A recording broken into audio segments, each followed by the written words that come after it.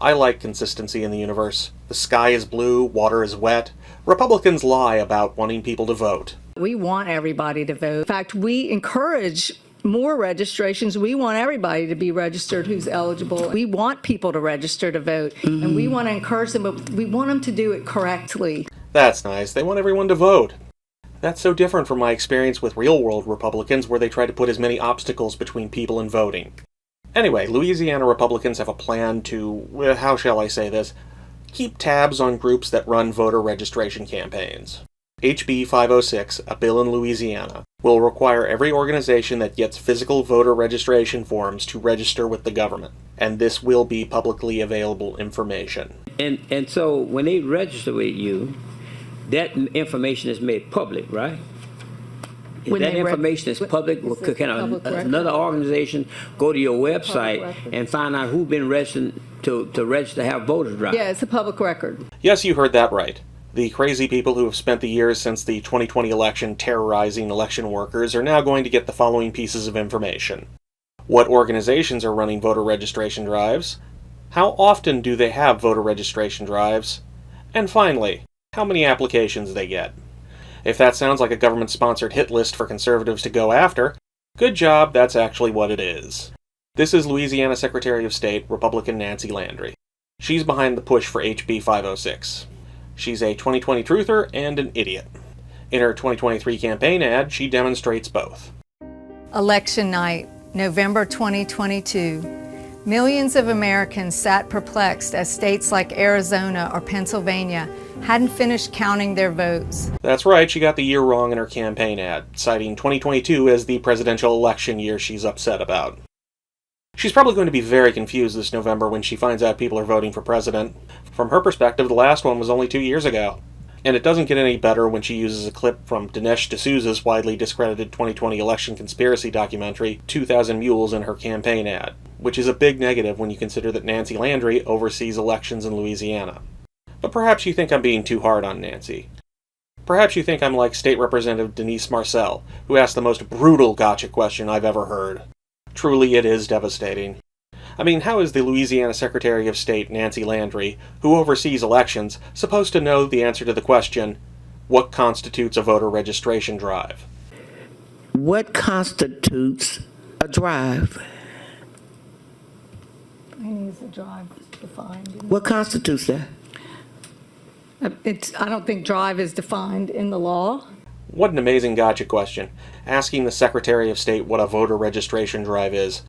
Maybe the next stumper will be in what year did the 2020 presidential election happen? Again, maybe you think I'm being too hard on poor Nancy. Let's let her make the case that organizations that do voter registration drives need to register with the government. In her case for the law, she cites a large number of states that have restrictions on voter registration, all of them Democratic states. It's not an uncommon practice across the country to do this. Over half of states have laws governing voter registration drives. Some, like Delaware and Illinois, require that anyone collecting state voter registration forms become part of the official deputy registrar system. They actually have to become a deputized registrar in order to conduct drives. And others, like Colorado and New Mexico, require training before an individual can conduct or volunteer as part of a registration drive.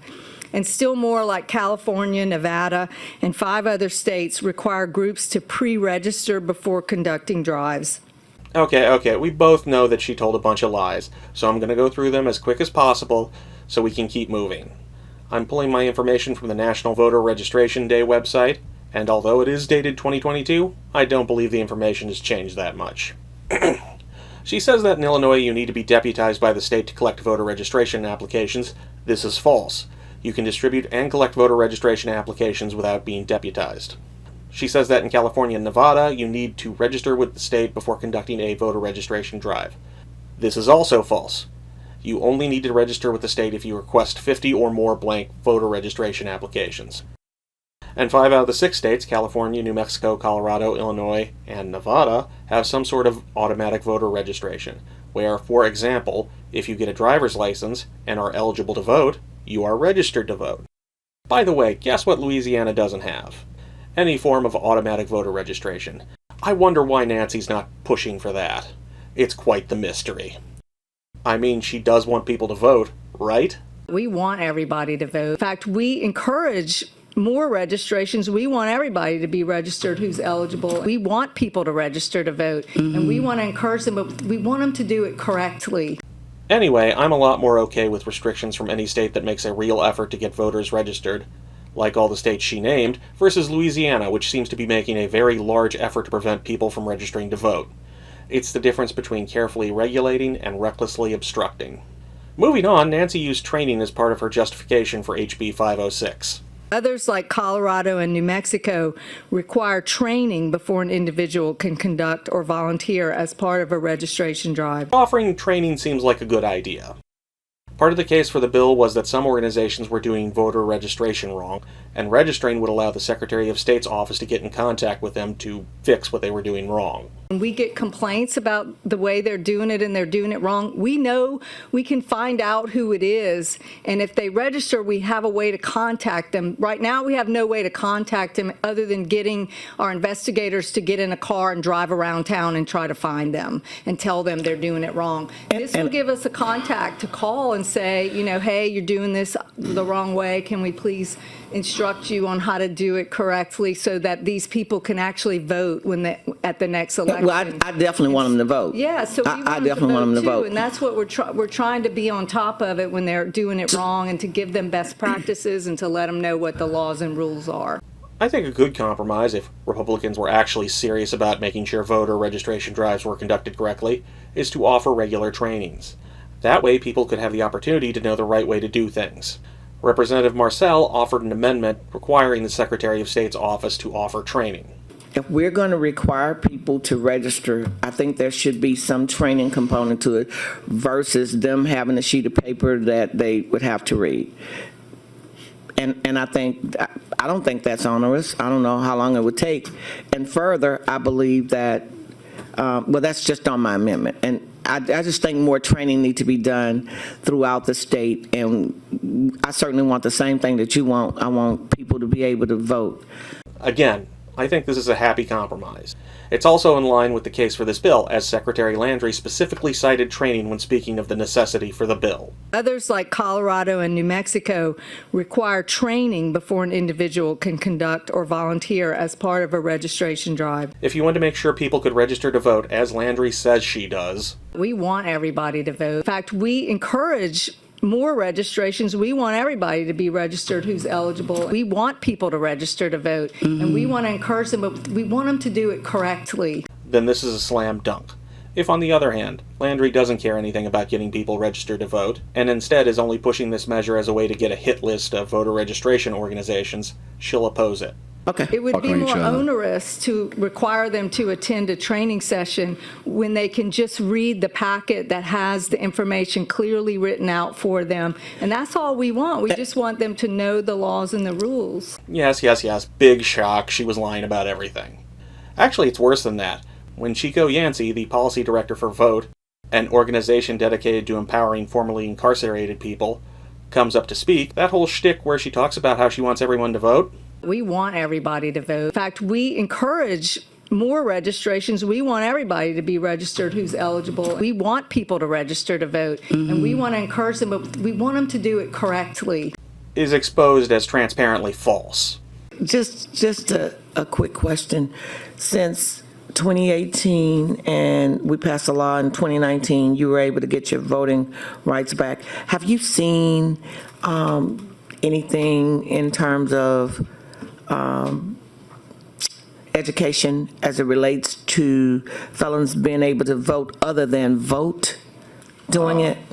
No, ma'am. We've been in the committees here. We've actually been in court about that to make sure that the Secretary of State would put it on the website what the qualifications are for former incarcerated people. So that's not on our website currently?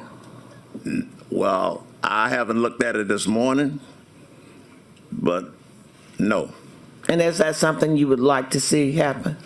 I would like to see it happen. I think I just requested that of our secretary. We have a new Secretary of State. I'm sure she wants everybody to vote, and she will help us to get that accomplished.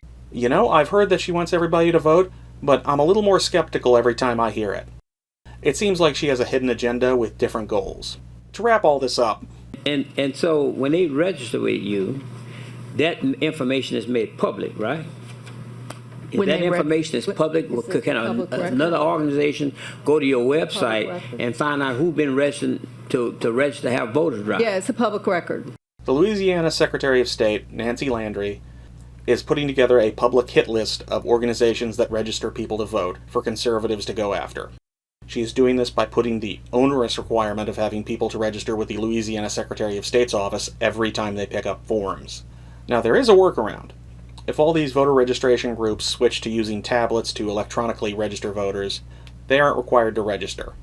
It's only when they pick up physical forms from the registrar's office that they have to register. But if Republicans want to target voter registration groups, they'll find some other way to choke that avenue off. The only real long-term solution is to oppose HB 506 and other restrictions on voting rights that are being pushed by Nancy Landry and Louisiana Republicans. There is one more strange thing I'd like to talk about as it regards this law. Guns! Bet you weren't expecting that. In Louisiana, they passed a law in 2013 that gives gun retailers the right to distribute voter registration applications. So, are Republicans going to pass a law that would essentially keep tabs on the voter registration activities of gun owners? Because that would be quite a twist. I'm going to send some emails to people in Louisiana and see what comes of it. I'll let you know if anything interesting pops up. This is History Sock, and I'll see you at the next committee meeting.